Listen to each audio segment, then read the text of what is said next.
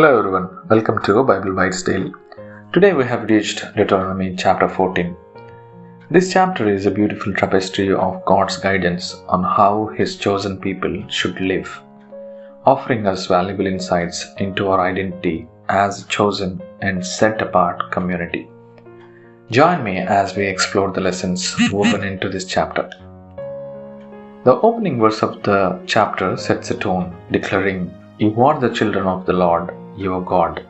Do not cut yourselves or shave the front of your heads for the dead, for you are a people holy to the Lord, your God."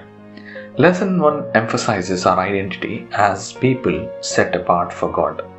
The prohibition against certain mourning practices symbolizes the uniqueness of our relationship with the Holy One.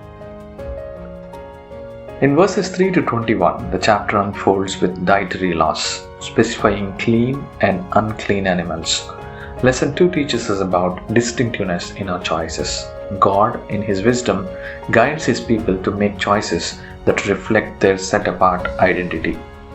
While the dietary laws may seem specific, they symbolize the call to live differently. In accordance with God's principles, we have to make our choices. In verses 22 to 29, the later part of the chapter introduces the concept of tithing and the celebration of God's provision. Lesson 3 underscores the importance of acknowledging God's ownership of all we have. Tithing is not merely a duty, it's a joyful response to God's abundant provision. It reminds us that everything we possess is a gift from the gracious hands of our provider.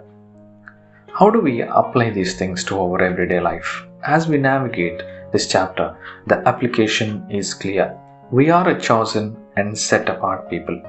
Our choices, behavior, and celebrations should reflect this identity. In a world that often encourages comforting, God calls us to live distinctly, guided by His principles. To conclude, Deuteronomy chapter 14 invites us to embrace our set-apart identity. Let us remember that we are chosen by God, called to live in a way that reflects His holiness. Whether in our mourning practices, in our dietary choices, or celebrations, may our lives proclaim the distinctiveness of our faith.